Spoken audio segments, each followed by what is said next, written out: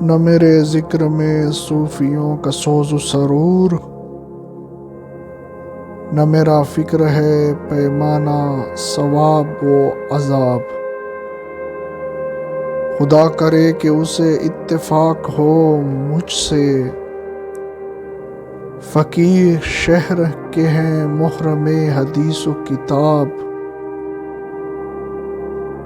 اگر نوا میں ہے پوشیدہ موت کا پیغام، حرام میری نگاہوں میں ناؤ چنگ و رباب۔ اس نظم میں اقبال نے ہمیں یہ بتایا ہے کہ کون سی موسیقی حرام ہے۔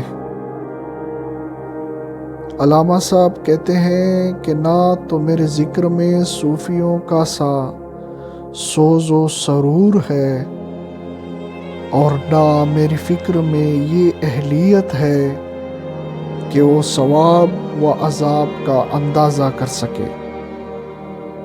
یعنی نہ میں کوئی صوفی صافی ہوں، نہ مفتی شرع۔ اس لیے میں خدا سے دعا کرتا ہوں کہ جو کچھ میں کہنے والا ہوں فقہا بھی اس سے متفق ہو جائیں، تاکہ میرا قول مستند قرار پا سکے۔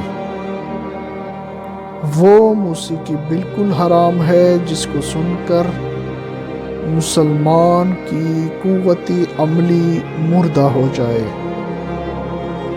اور وہ کشمکش حیات سے کنارہ کش ہو جائے۔